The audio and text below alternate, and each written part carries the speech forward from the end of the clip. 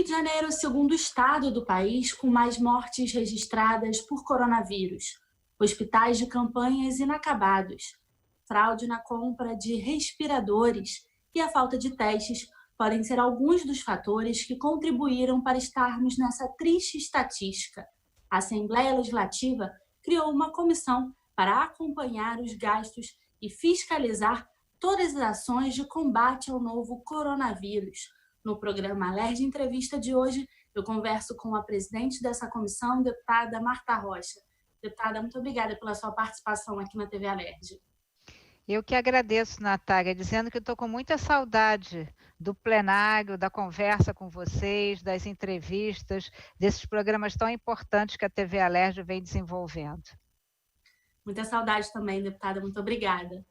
Deputada, eu queria começar explicando um pouquinho para quem está assistindo a gente, qual é o objetivo dessa comissão? Porque a senhora também preside a Comissão de Saúde da Casa, né? Mas qual é a diferença entre uma e outra? Natália, eu queria voltar um pouquinho no tempo para lembrar aqui que uma das primeiras ações que a Alerj fez foi exatamente apreciar o pedido de calamidade pública, feito não só pelo governo do estado, mas também por todos os municípios do estado do Rio de Janeiro, os 92 municípios. E por que eu quero retomar nessa questão? Porque a decretação da calamidade pública, ela permite uma celeridade nos procedimentos administrativos para enfrentar a Covid-19. Naquele momento, quando nós apreciamos esse fato, a Assembleia Legislativa apresentou uma emenda, e essa emenda previa o acompanhamento através de uma comissão. E foi muito desagradável perceber, e acho que ali já foi um péssimo sinal que o governador deu, quando, ao examinar o projeto de lei, o governador veta um único artigo, exatamente o artigo da previsão do acompanhamento através de uma comissão por parte da Assembleia Legislativa. Esse projeto volta à casa e o presidente André Siciliano coloca em pauta para decidir sobre a manutenção ou a derrubada do veto. E nós, então, derrubamos esse veto. Respondendo agora pontualmente a tua pergunta, qual é a diferença na Comissão de Saúde com a Comissão de Monitoramento? Primeiro, a Comissão de Monitoramento ela está com foco nas ações de combate ao Covid-19. E nessa comissão, que é composta por 14 deputados, ela tem presenças muito importantes do presidente da Comissão de Tributação, o deputado Luiz Paulo, do presidente da Comissão de Orçamento, o deputado Márcio Canella, do deputado Renan Ferreirinha, que preside a Comissão de Economia, mas também é o nosso relator, do deputado Dr. Serginho, que também vem fazendo várias análises e é o nosso vice-presidente, e tantos outros deputados que têm extrema relevância nesse tema. Então, se eu fosse definir, eu diria que é uma comissão mais ampla que a Comissão de Saúde, porque ela vai trazer outras expertises, como a tributação, orçamento, economia, para essa análise, mas, ao mesmo tempo, ela só tem um foco, o combate ao Covid-19. Deputada, a senhora tocou num ponto que eu também ia tocar, a questão da representatividade dessa comissão. Porque, como a senhora disse, né, são 14 deputados. Entre esses 14 deputados, pelo menos 6 presidem comissões da Casa, né? Comissão de Constituição e Justiça, que é considerada uma das principais da Casa, Comissão de Orçamento, Tributação, Economia, Educação. Todos esses presidentes fazem parte dessa comissão e a senhora, que também preside a Comissão de Saúde, está presidindo essa comissão. Além disso, na primeira reunião foi aprovada, né, a convocação de um técnico do Tribunal de Contas do Estado para ajudar na análise das contas, dos contratos, de todos os documentos, e também a participação do Ministério Público, né, deputada? É importante ter essas representações também fazendo parte da análise de toda essa situação, né?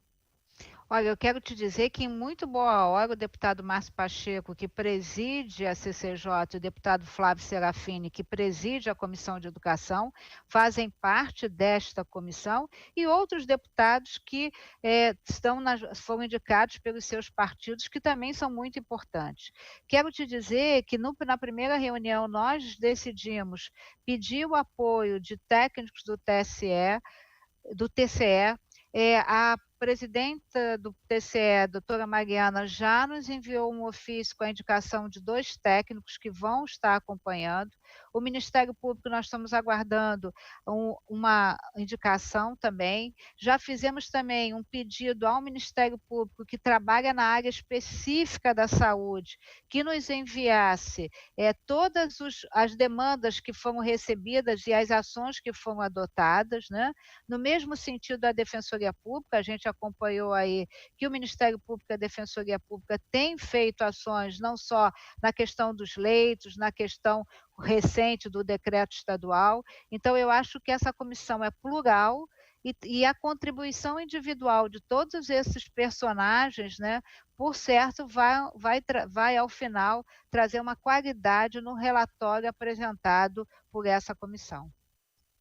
Deputada, uma das primeiras ações também tomadas ainda nessa primeira reunião de instalação da comissão, né, foi a requisição de todos os contratos que o governo do estado assinou, né, desde que foi decretada a calamidade em relação à Secretaria de Saúde.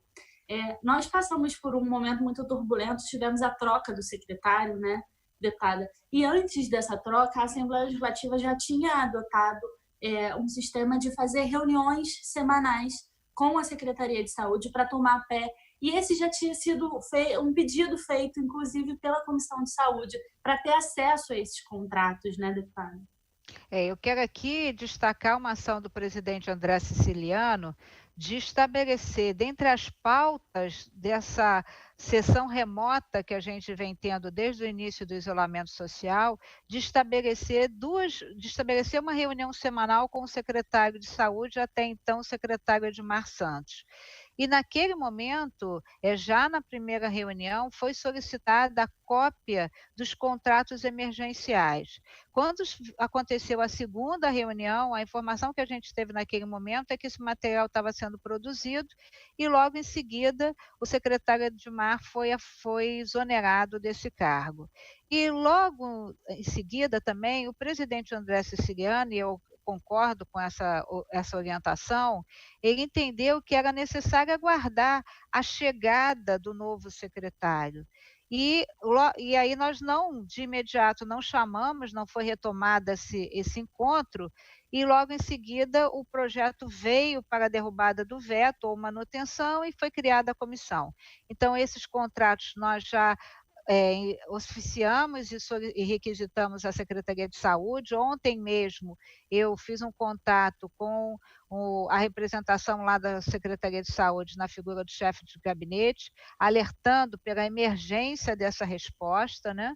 E a gente tem absoluta certeza que vai poder entender, e por isso que é importante ter alguém do TCE e alguém do Ministério Público. Primeiro, porque a gente garante a transparência dos nossos atos, sobretudo porque esses 2 organismos são órgãos de controle.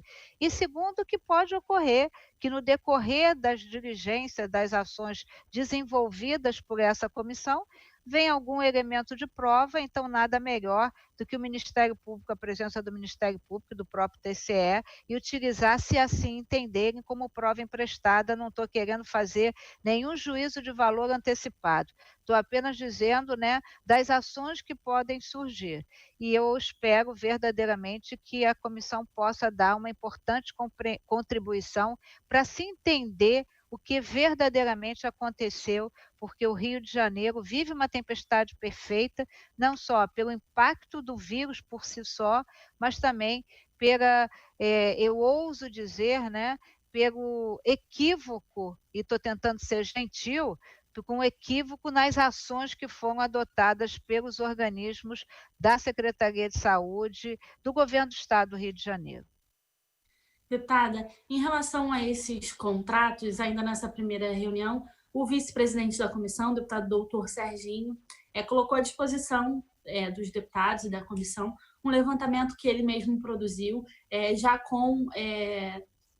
elencando, né, quais teriam sido as empresas que foram contratadas nesse período. Esse material já está disponível para consulta, né, deputada?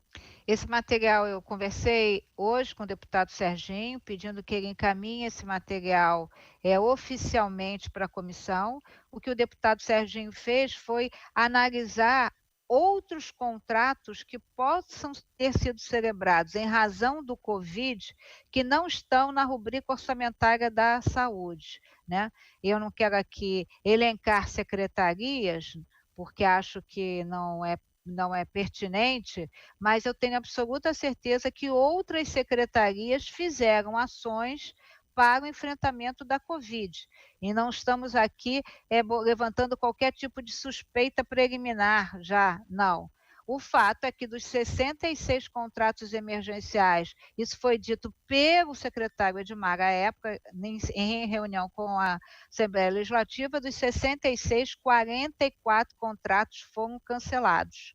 Ou seja, a própria secretaria entendeu que havia ali algum tipo de distorção do procedimento. E a gente observou, por exemplo, pelos jornais, depois do anúncio dos problemas, né, uma fala, por exemplo, da Procuradoria-Geral do Estado, dizendo que muitos desses contratos não passaram sobre o crivo da PGE, e nós já sabemos que todas as secretarias, e essa é uma iniciativa que tem que ser aplaudida, já era do governo passado, tem na sua secretaria um procurador-geral do Estado, que facilita para que o contrato não venha com vícios, que o edital não tenha vícios, não tenha equívocos, né.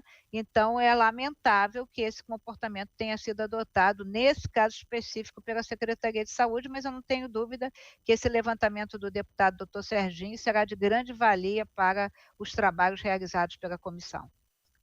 Deputada, a senhora falou das notícias de jornal, né, que nós temos acompanhado. Não faltam denúncias, não faltam denúncias de irregularidades, inclusive passamos por ações policiais ainda sobre esse tema, né? Tivemos a prisão de um subsecretário, tivemos a demissão de um secretário, né, a troca, e principalmente se a gente falar de uma questão central para o caso do combate, né, à pandemia e ao coronavírus, tratamento fundamental das pessoas que são acometidas por esse vírus, que é a questão dos respiradores, né? O estado do Rio de Janeiro tem sofrido bastante com essa questão, né?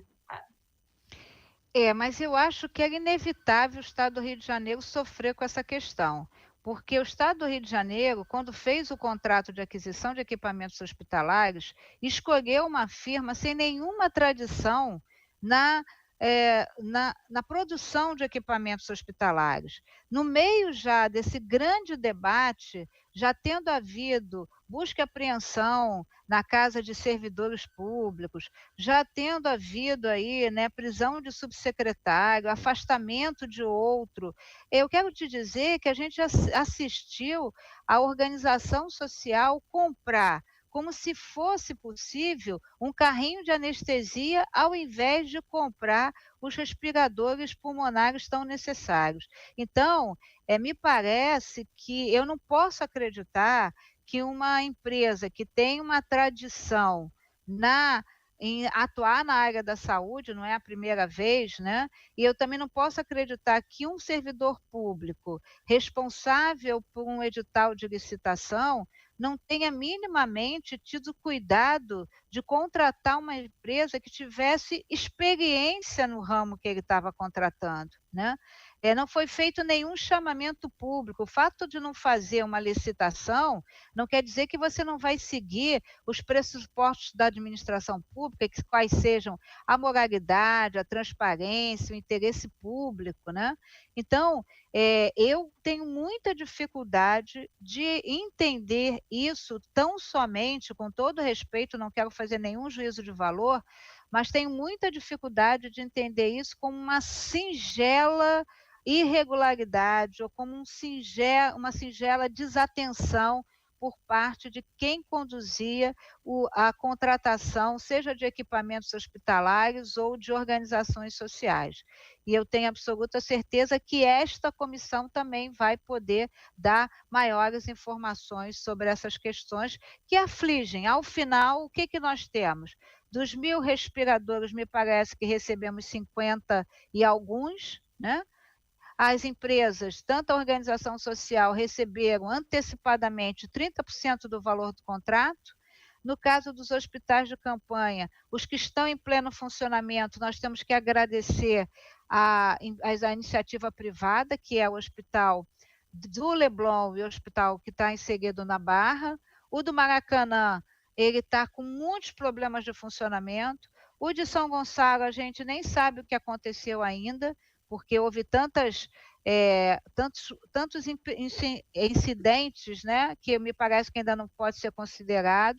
E se a gente fizesse assim rapidamente a última notícia das páginas policiais, porque é uma pena que a saúde tenha passado a figurar nas páginas policiais, a última notícia, só para a gente ter uma ideia, é de que a mesma empresa que foi contratada aqui para fazer a organização social dos hospitais de campanha, ela cobrou para o estado do Rio de Janeiro 10 vezes mais do que cobrou para o estado de São Paulo. Uma empresa que não estava habilitada e que, por uma tratativa administrativa, com a anuência e a decisão do governador, foi permitida a retornar, apresentar a sua atuação no governo do estado, porque ela tinha sido descredenciada exatamente pelas irregularidades que foram encontradas quando ela, lá atrás, atuou numa UPA, em Madureira e, salvo engano, Coelho Neto. Deputada, eu ia entrar nessa questão dos hospitais de campanha. Ainda quando a gente fazia, né, a Assembleia Legislativa fazia reuniões semanais com o secretário, à época, Edmar, foi dito que a diferença do valor, do custo dos hospitais de campanha no Rio para o resto do país era exatamente a sua modalidade de atuação, né?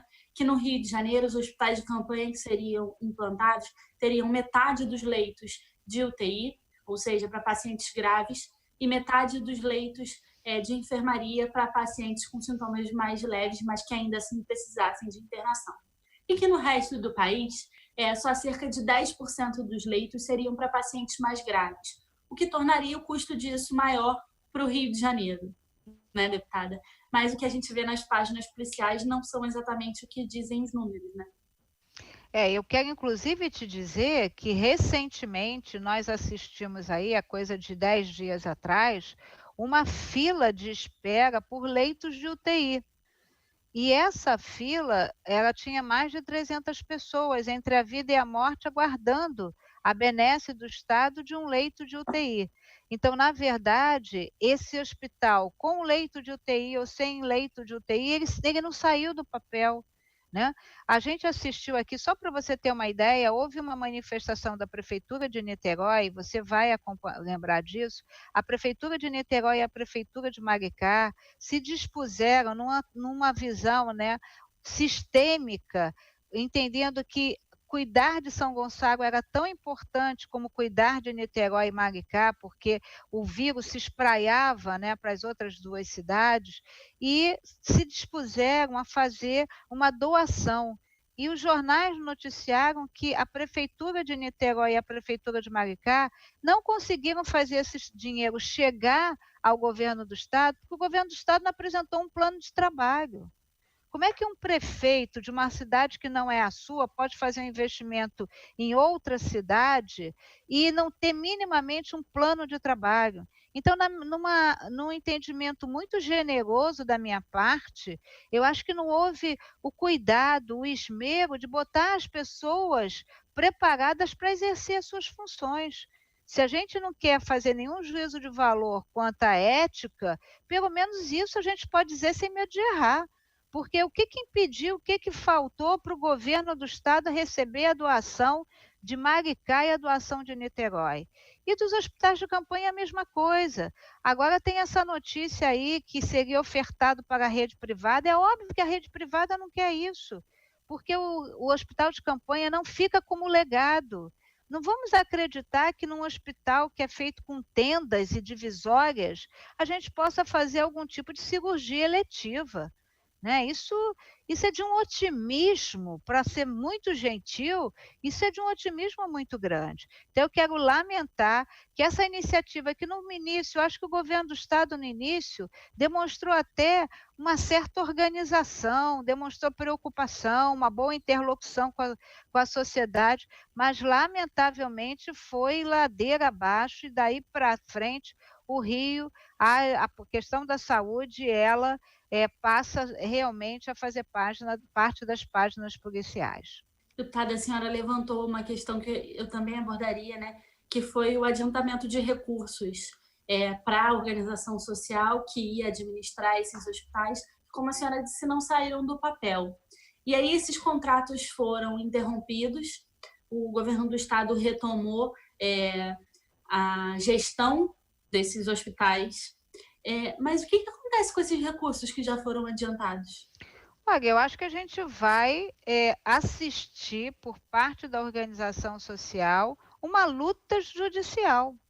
A organização social vai fazer os argumentos de que essa antecipação de valores, foi necessária para contratação para compra de equipamentos, para contratação de gestores, né, a gente via que mesmo não estando ainda em funcionamento, a gente via a presença de funcionários, de limpeza, funcionários vinculados à manutenção e instalação de equipamentos, né. E o governo do estado vai participar desse imbróglio jurídico, né, que eu acho que vai exigir de ambas as partes argumentos, para, se sair vencedor, e acho que vai ter uma longa batalha judicial, e o governo do estado, que agora, em setembro, tem que se manifestar quanto à renovação do regime de recuperação fiscal. O governo do estado que, através do ex-secretário de fazenda, eu quero deixar aqui o meu lamento da saída, eu não tenho interesse nenhum, eu sou da base de oposição, né, mas o que a gente conseguiu ver, eu queria saber por que que o secretário de fazenda foi desligado, e as notícias que chegam aos jornais é que ele sequer soube através do governador, e sim dos jornalistas que o procuraram para perguntar o que tinha acontecido.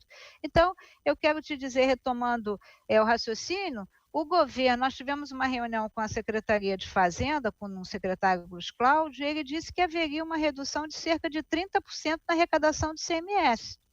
Ele nos disse que agora, e nós sabemos disso, porque somos deputados, ele nos disse que agora, no início de setembro, temos que decidir se vamos ou não renovar o regime de recuperação fiscal. Se não for renovar o regime de recuperação fiscal, o Estado do Rio de Janeiro vai ter que começar a pagar a dívida com a União, né? Que os indicadores a gente não sabe ainda ao certo, mas são valores altíssimos. Então, é razoável o governo do estado do Rio de Janeiro perder, num contrato que me parece de mais de 580 milhões, perder 30%? Isso é razoável? Essa coisa de antecipar sem apresentação de nada, sem ter uma medição das obras, que é o termo técnico, né. À medida que a obra vai avançando, você vai medindo o que foi feito e vai pagando proporcional, né. Porque essa benesse chegou a ser dito pela Secretaria de Fazenda que haveria dificuldade no pagamento dos servidores. Então, por que essa benesse com a organização social? Então eu só posso dizer, né, desejar boa sorte à Procuradoria-Geral do Estado, que vai representar o governo, e eu não tenho a menor dúvida que será uma batalha judicial muito longa daí em diante, com certeza. Deputada, ainda no campo das denúncias e das possíveis irregularidades, a gente também não cansa de ouvir denúncias de profissionais de saúde que estão enfrentando grandes dificuldades, são verdadeiros heróis no combate ao novo coronavírus, mas estão enfrentando dificuldades das mais variadas, principalmente no que diz respeito à questão dos equipamentos de proteção individual, né, deputada? Sem dúvida nenhuma. Eu quero dizer, né, que a gente sempre manteve uma interlocução muito transparente e contínua com os profissionais da área da saúde. A Comissão de Saúde, ela tem aí a defesa do PCCS, é algo importante para que a gente possa entender, e a gente tem acompanhado essa questão da ausência de equipamentos, e a ausência de equipamentos, Natália, acaba acarretando também o perigo do contágio. E o contágio e o paciente do Covid, por exemplo, quando ele entra num leito de UTI, a permanência dele no leito de UTI vai de 10 a 15 dias. Portanto, um leito de UTI, numa perspectiva muito otimista, pode ser utilizado por 3 pessoas no mês. E cada vez, além da gente, entender a importância dos profissionais de saúde, eu acho que eles não precisam apenas ser agradecidos, eles têm que ser engrandecidos. E nesse olhar a gente tem que dar condições de trabalho aos profissionais de saúde.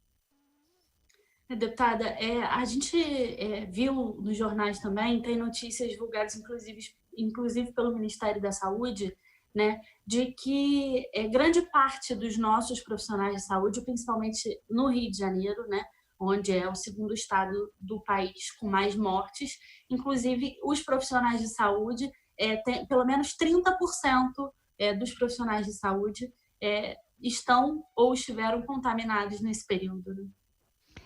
Isso é o retrato cruel, né, do Covid, porque claro que as pessoas assumiram o seu compromisso quando se formaram, de cuidar das pessoas, de proteger os doentes, ninguém tem dúvida disso. Mas da mesma forma que eu não posso exigir que um policial, ele faça um patrulhamento sem estar com seus devidos equipamentos, né, dentre ele um colete à prova de balas, eu também tenho que garantir aos profissionais da saúde para que eles tenham tranquilidade, porque essa é uma tarefa árdua, exausta. Se nós já estamos exaustos emocionalmente em razão do isolamento, você imagina o nível de tensão a qual esses profissionais são submetidos. Então eu espero verdadeiramente, né, que essas questões dos equipamentos de proteção individual, há notícias de organizações sociais que não estão pagando servidores e a gente não vê nenhum tipo de fala por parte do governo do estado. A Comissão de Saúde sempre sempre conversa muito com o Ministério Público e também o Ministério Público do Trabalho. Eu quero muito agradecer aqui a parceria constante, não só do MP, na figura da doutora Márcia Lustosa, mas também da Defensoria Pública, na figura da doutora Taísa, do Ministério Público Federal, que é o Ministério Público do Trabalho, mas é vergonhoso a gente ter que lutar em nome dos servidores, quando isso deveria ser um compromisso da própria secretaria. Um direito básico, né, deputada? Sem dúvida nenhuma. Deputada, ainda sobre as primeiras ações da comissão, né, a comissão vai convocar tanto o ex-secretário de saúde quanto o atual secretário de saúde para ter um panorama sobre essas questões, né, deputada? E é diferente, por exemplo, de uma comissão parlamentar de inquérito, essa comissão não tem esse poder coercitivo, vamos chamar assim, né, deputada? Como é que se resolve essa questão para que eles não deixem de comparecer? Eu quero muito te agradecer a pergunta, que essa foi uma preocupação, e uma preocupação até no dia da reunião levantada pelo deputado Luiz Paulo.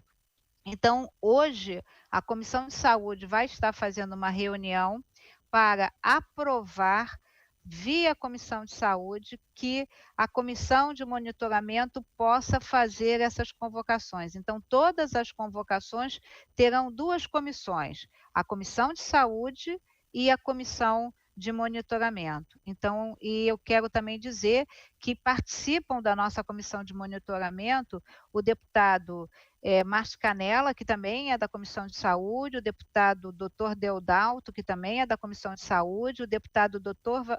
Valdeci da Saúde, que também é da Comissão de Saúde, e o deputado Jair Bittencourt, que também é da Comissão da Saúde. Então, a gente conseguiu encontrar a resposta jurídica que nos permitisse para fazer a convocação não só do secretário, agora secretário Fernando Ferri, mas também do ex-secretário Edmar Santos. E também de representantes da organização social Sim, IADAS, e de todas as outras, que também foi decidido a própria convocação do representante das organizações sociais, aí nesse caso da IABAS, mas assim, nós vamos hoje submeter à aprovação da Comissão de Saúde, a ementa da reunião é aprovar a convocação do secretário, do ex-secretário, da IABAS ou de qualquer outra autoridade que que seja necessária a sua oitiva para melhor esclarecimento dos fatos. Deputada, a gente já está chegando ao fim do nosso programa, mas eu queria retomar uma questão que a senhora levantou, né? É óbvio que todo mundo foi pego de surpresa com essa pandemia, né? Nenhum lugar do mundo, e a gente viu isso, países como a Europa, como China, né? Continentes, né? E países como Itália, como China, como Espanha, que sofreram muito com a doença, né? Mas aqui no Rio de Janeiro a gente já tem uma particularidade que a gente já sofria muito na questão econômica. Como a senhora mesmo disse, a gente já tinha assinado, né, um plano de recuperação fiscal e já sofria muito os efeitos econômicos. E agora, com a pandemia, isso está sendo agravado. Olhando para frente, deputada, não só em relação à saúde, mas também à economia, o que a gente pode esperar da pós-pandemia, depois de tantas denúncias de irregularidades? Olha, querida, eu acho que uma coisa que a pandemia nos ensinou foi a pensar coletivamente. O Rio de Janeiro já vinha, como você bem colocou, ainda sentindo os impactos da questão da recuperação fiscal. É óbvio que a gente tem que dizer que nós não vivemos no ano de 2019 e no início, até agora, no ano de 2020, os mesmos sintomas que a gente viveu lá em 2017, com salários atrasados, com pensionistas sem receber, e eu espero que isso não aconteça. Mas eu acho que mais do que nunca, o administrador, e aí eu estou me referindo ao governador do estado, ele terá que tomar decisões muito justas e corretas. E é isso que o cidadão espera. O cidadão sempre espera que o gestor tome a decisão correta na hora certa. Então eu acho que dias difíceis virão. A nível nacional há uma previsão de 1 milhão de pessoas desempregadas, né? A gente está sempre com essa questão dos royalties, agora aumentou um pouco o valor do barril do petróleo impactado pelo aumento do dólar, né? Mas o Rio de Janeiro tem que buscar outros atrativos de desenvolvimento econômico fora do petróleo, né? Eu acho que precisa.